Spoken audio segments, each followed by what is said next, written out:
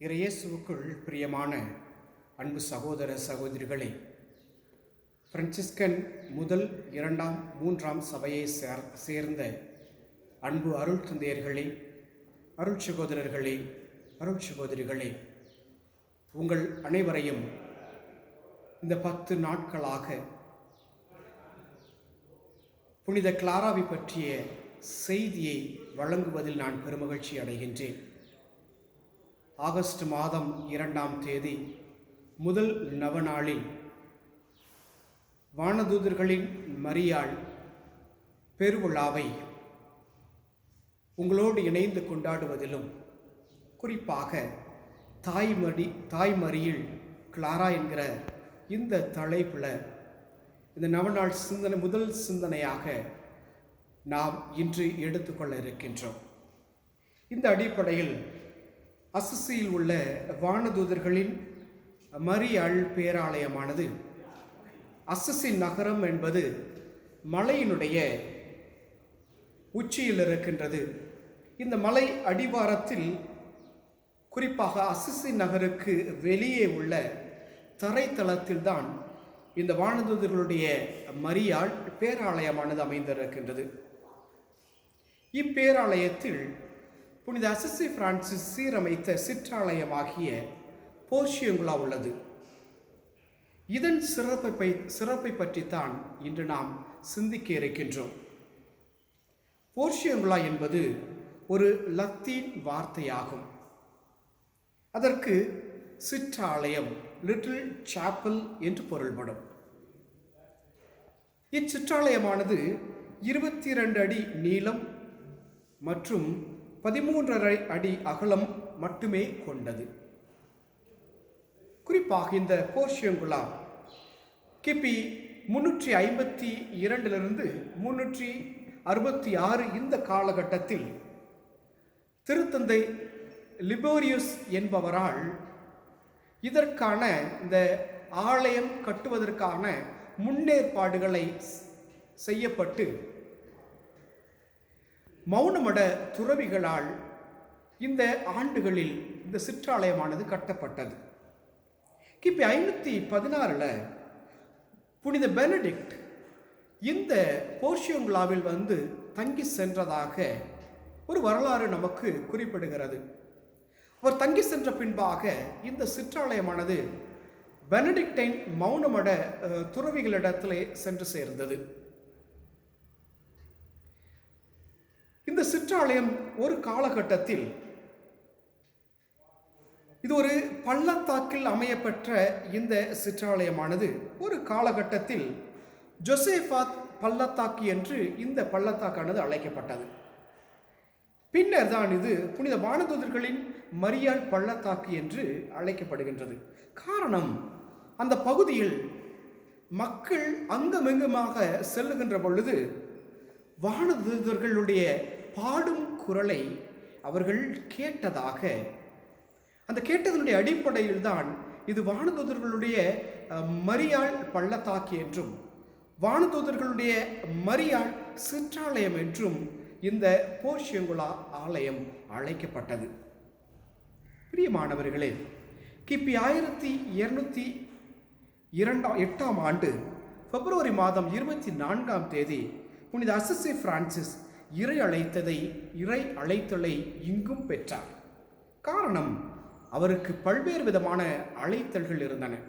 அந்த அழைத்தல்களில் ஒன்று இந்த சிற்றாலயத்தில் வைத்து கிடைக்கப்பெற்றது. பெனடிக்டைன் மௌனமட துறவிகளிடமிருந்து அதனுடைய உள்பிரிவாக இருந்த குளுனி சபையை சார்ந்த இந்த மௌனமட துறவிகள் கிபி 1200க்கு பின்பாக இந்த சிற்றாலயத்தை அவர்கள் பராமரித்து வந்தார்கள். இவர்கள்தான், இந்த குளுனி சபையை சார்ந்தவர்கள் தான் கிபி 1211 போர்ஷியங்குலா மற்றும் அதை சுற்றி இருக்கின்ற சிறிய நிலப்பகுதிகளை புனித பிரான்சிஸ்கோ அசிசியார் மற்றும் அவரை சார்ந்த துவக்க கால சகோதரர்களிடத்திலே இந்த பகுதியையும் இந்த சிற்றாலயத்தையும் இந்த குளுனி சபையினர் வழங்கினார்கள். இந்த ஆண்டிலே தான் எளிய சகோதரர்கள் அச்சிறிய பகுதியில் வாழத் துவங்கினார்கள். எனவே புனித பிரான்சிஸ்கு சபையினுடைய துவக்க காலம் இந்த தாய் மடியிலிருந்து தான் துவங்குகின்றது. பிரான்சிஸ்கனுடைய ஆரம்பகால சகோதரர்கள் மற்றும் அவருக்கு நெருக்கமான தோழர்கள் இந்த போர்ஷியங்குலா ஆலயத்தையும் இந்த சிறிய பகுதியைத்தான் விரும்பினார்கள். காரணம், தாயினுடைய மடியிலிருந்து சபை தொடங்கப்பட்ட நிலையில் இந்த சபை விருட்சமாக வளர்வதற்கு இந்த தாய் மடிதான் காரணமாக இருந்தது. எனவேதான் இந்த பிரான்சிஸ்கன் சபையை சேர்ந்த அனைத்து சகோதர சகோதரிகளுமே இந்த போர்ஷியங்குலா ஆலயத்தை தாய் வீடாக கருதுகிறார்கள். புனித கிளாராவும் அதே கிபி 1211 ஆண்டில்தான் குருத்தோலை ஞாயிறு அன்று இரவு பொழுதினிலே புனித பிரான்சிஸ்கோ அசிசியை தேடி நாடி இதே போர்ஷியங்குலா ஆலயத்தை தேடி வருகின்றார். தேடி வந்தது மட்டுமல்ல, தன்னை முழுமையாக தாய்மடியிலே கையளிக்கக்கூடிய அந்த நிகழ்வும் இந்த இடத்தில்தான் நிகழ்ந்தேறியது. அது மட்டுமல்ல, தன்னை தவ வாழ்வுக்கு உட்படுத்துவதற்காக தன்னுடைய தலைமுடியை காணிக்கையாக்கியதும் இந்த சிற்றாலயத்தினுடைய பலிபீடத்தில்தான். நற்கருணை ஆண்டவருடைய திருமுன்னிலையில் தாய் மடியில தாயினுடைய திருச்சந்நிதியில தன்னை முழுமையாக அர்ப்பணிக்கின்ற அந்த நிகழ்வும் இங்குதான் நடைபெற்றது. எனவே இந்த கிளாரா தன்னுடைய இல்லத்தை விட்டுவிட்டு உலகத்தை வெறுத்து திருமணம் செய்ய மறுத்து புனித பிரான்சிஸினிடத்திலே தஞ்சமடைந்த அந்த வேளையில் மரியாவின் முன்னிலையில் தன்னை ஆண்டவருக்காக ஒப்பு கொடுத்த இந்த இடத்தில் பல நேரங்களில் இதற்கு முன்பாக தன்னை ஆண்டவரிடத்தில் ஒப்பு கொடுப்பதற்கு முன்பாக பல முறை தன் பணியாளர் தோழியுடன் இந்த கிளாரா வந்து புனித பிரான்சிஸ்கோ அசிசியை சந்தித்து தன்னுடைய ஆவலையும் தன்னுடைய விருப்பத்தையும் தன்னுடைய எதிர்காலம் குறித்தும் பின்னர் உலக நிலையிலிருந்து உலக வாழ்விலிருந்து விடுபட்டு எவ்வாறு தன்னை ஆண்டவரிடத்தில் ஒப்படைக்க வேண்டும் என்று ஆலோசித்ததும் இந்த சிற்றாலயத்தில் தான், இந்த தாயின் மடியில்தான் என்பதை நாம் புரிந்து கொள்ள வேண்டும். பிரியமானவர்களே, கிளாரா மீண்டும் போர்ஷியங்குலாவில் சன் தமியானவில் பல ஆண்டுகளாக மௌனமட துறவியாக அடைபட்ட நிலையில் வாழ்ந்த நிலையிலும் மீண்டும் போர்ஷியங்குலாவில் தாய்மடியை தேடி நாடி வருகின்றார். எவ்வாறு என்று பார்க்கின்ற பொழுது புனித அசிசி பிரான்சிஸ் புனித கிளாராவை பல முறை சான் தமியானோ ஆலயத்திற்கு, சான் தமியானோ மௌனமட துறவிகளை, அதிலும் குறிப்பாக கிளாராவை பல முறை சந்திக்க சென்று இறை வார்த்தையை அவர்கள் மத்தியில் போதிக்கின்றார். அவர்களுக்கு பல்வேறு விதமான அறிவுரைகளை கொடுக்கின்றார். இவ்வாறு இறை வார்த்தையை, இறைவனுடைய பிரசன்னத்தை எடுத்துச் சொல்லுகின்ற பொழுது கிளாரா தாய் ஒரு ஆவலை அவரிடத்தில் வெளிப்படுத்துகிறார். தன்னுடைய விருப்பத்தை அசிசி பிரான்சிஸினிடத்தில் வெளிப்படுத்துகிறார்.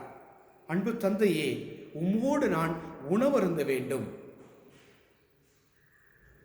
அதற்கு நீர் ஆசிக்க வேண்டும் என்று தன்னுடைய வேண்டுதலை அசிசி பிரான்சிஸில் வெளிப்படுத்துகின்ற பொழுது அசிசி பிரான்சிஸ் கேட்டும் கேட்காதது போல சென்று விடுகின்றார்.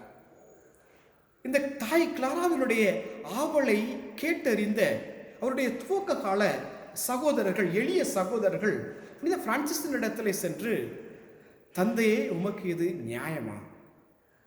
தாய் கிளாரா தன்னுடைய ஆவலை வெளிப்படுத்தி இருக்கிறாரே, உம்மோடு உணவருந்த வேண்டும் என்று தன்னுடைய ஆவலை வெளிப்படுத்தி இருக்கிறாரே, நீர் ஏன் அனுமதி கொடுக்க கூடாது என்று கேட்ட பொழுது அதே சகோதரர்களிடத்திலே உங்களுக்கு இது விருப்பமா என்று கேட்க, ஆம் தந்தையே, நாங்களும் விரும்புகிறோம், நாங்களும் அந்த நேரத்திற்காக காத்திருக்கின்றோம் என்று சொல்லிய உடனே ஒரு நாளை குறிப்பிடுகின்றார். அந்த நாளில் அதிலும் குறிப்பாக இந்த போர்ஷியங்குலா ஆலயத்தில் இந்த சிறிய இடத்தில் எளிய சகோதரர்களோடு உணவருந்துவதற்கான ஏற்பாடுகளை புனித அசிசி பிரான்சிஸ் செய்கின்றார். அந்த நாளும் வந்தது. தாய் கிளாரா தன்னுடைய சக சகோதரி ஒருவரோடு இணைந்து பவனியாக புனித பிரான்சிஸினுடைய துவக்க கால சகோதரர்கள் அவரை பவனியாக இந்த போர்ஷியங்குலா நோக்கி, இந்த தாய் மடியை நோக்கி அழைத்து செல்கின்றார்கள். பிரியமானவர்களே, இந்த சிற்றாலயம் வந்து சேர்ந்தவுடன் தாய் கிளாராவுக்கு பல்வேறு நினைவலைகள் அவருடைய உள்ளத்தை தாக்குகின்றது, அவருடைய இதயத்தை தாக்குகின்றது. இந்த பலிபிடத்தில் முழந்தாள் படியிட்டு எங்கு தன்னுடைய முடியை காணிக்கையாக ஒப்பு கொடுத்தாரோ, எங்கு தன்னுடைய தவ வாழ்வை துவங்கினாரோ, எங்கு ஏழையாம் ஆண்டவராம் இயேசு கிறிஸ்துவை பின்பற்ற வேண்டும் என்று முடிவு செய்தாரோ, எந்த இடத்தில் அசிசி பிரான்சிஸோடு எவ்வாறு இந்த உலகத்தை வெறுத்து ஆண்டவரை முழுமையாக பற்றி கொள்ள வேண்டும் என்று பலமுறை ஆலோசனை செய்தாரோ, அதே இடத்தில் முழந்தாள் படியிட்டு ஜெபிக்கின்றார். பின்னர் அவர் சென்று நடந்த இடங்களை எல்லாம், எளிய சகோதரர்கள் வாழ்ந்து கொண்டிருக்கின்ற இடங்களை எல்லாம் ஒவ்வொரு இடமாக சென்று பார்த்து சந்திக்கின்றார். இவர் இவ்வாறாக சுற்றி ஒவ்வொரு இடங்களை பார்த்து கொண்டிருக்கின்ற அந்த வேளையில் அசிசி பிரான்சிஸ் உணவுக்காக தயார் செய்து தரையிலே விரிப்புகளை ஏற்படுத்தி கிளாராவையும் அவருடைய சக தோழியையும் எளிய சகோதரர்களையும் அழைத்து உணவருந்துவதற்காக அமருகின்றார்கள். அசிசி பிரான்சிஸினுடைய அருகில் கிளாராவும், கிளாராவினுடைய அருகில் அவருடைய சகோதரியும், அவருடைய அருகில் மற்ற பிற சகோதரர்களுமாக இணைந்து மொத்தமாக அமர்ந்திருக்கின்ற வேளையிலே உணவருந்துவதற்கு முன்பாக தந்தையாம் பிரான்சிஸ் இறை வார்த்தையை, இறைவனுடைய பிரசன்னத்தை அங்கே எடுத்துச் சொல்லுகிறார். இந்த வேளையில் அனைவருமாக இணைந்து ஆண்டவராம் இயேசு கிறிஸ்துவை முழுமையாக தியானித்து இறை வார்த்தையால் தங்களை முழுமையாக ஐக்கியமாக்குகின்ற இந்த வேளையில்தான் இந்த சிற்றாலயத்தை சுற்றியும், இந்த சிற்றாலயமும் சிற்றாலயத்தை சுற்றியுள்ள பகுதிகளிலும், குறிப்பாக அந்த வனப்பகுதி முழுவதுமாக தீ பிழம்பானது, தீ சுவாலையானது பற்றி எறிவதை இந்த அசிசிவாழ் நகர மக்களும் சரி, அருகில் இருக்கின்ற கிராம மக்களும் சரி பார்க்கின்றார்கள். ஐயோ, சகோதரர்களுக்கு என்ன ஆயிற்றோ, அசிசி பிரான்சிஸ்க்கு என்ன ஆயிற்றோ, போர்ஷியங்குலா ஆலயத்திற்கு என்ன ஆயிற்றோ, இந்த வனப்பகுதிக்கு என்ன ஆயிற்றோ என்று பதற்றமடைந்தவர்களாக ஆலயம் தேடி வருகிறார்கள். தீ சுவாலை இருக்கின்ற இந்த பகுதியை நோக்கி தேடி வருகிறார்கள். வந்தவர்களுக்கு ஒரு பேரதிர்ச்சி. அங்கே எந்த இடமும் பற்றி எரியவில்லை, எந்த காடுகளும் பற்றி எரியவில்லை, சிற்றாலயமும் பற்றி எரியவில்லை, எளிய சகோதரர்களும் பற்றி எரியவில்லை. எனவே உள்ளே என்ன நடக்கிறது, எதற்காக இந்த ஒளி வெள்ளம், எதற்காக இந்த ஒளியினுடைய பிரசன்னம் என்று இந்த மக்கள், அசிசி வாழ் மக்களும் பிற கிராமத்து மக்களும் சிற்றாலயத்தினுடைய கதவை திறந்து பார்க்கின்ற பொழுது அங்கே ஒரு அதிசயத்தை பார்க்கின்றார்கள், ஒரு அற்புதத்தை பார்க்கின்றார்கள். அசிசி பிரான்சிஸும் தாய் கிளாராவும் எளிய சகோதரர்களும் இந்த சகோதரியுமாக இணைந்து ஆண்டவரிடத்திலே தங்களை முழுமையாக ஐக்கியமாக்கி தியானத்திலே தங்களை ஈடுபடுத்தி தங்களையே மறந்த நிலையில் இருக்கின்ற பொழுது ஒளியினுடைய பிரசன்னம், கடவுளுடைய பிரசன்னம் அந்த இல்லம் முழுவதுமாக, அந்த ஆலயம் முழுவதுமாக, அந்த வனப்பகுதி முழுவதுமாக நிறைந்திருப்பதை பார்க்கின்றார்கள். எங்கே இறை வார்த்தை பகிரப்படுகின்றதோ அங்கே உள்ளம் பற்றி எரியக்கூடியதாக இருக்கும் என்பதை எம்மாவுஸ் சீடர்கள் அறிந்ததை போல, இறை வார்த்தையை அறிவிக்காமல் என்னால் இருக்க முடியாது என்கின்ற எரேமியா இறைவாக்கினருடைய அந்த உள்ளம் முழுவதும் பற்றி எறிந்த எரேமியா இறைவாக்கினரை போல இறை வார்த்தையானது, இறை பிரசன்னமானது அந்த இடம் முழுவதுமாக பற்றி எறிந்து பிரகாசமாக ஒளி வீசுகின்றது.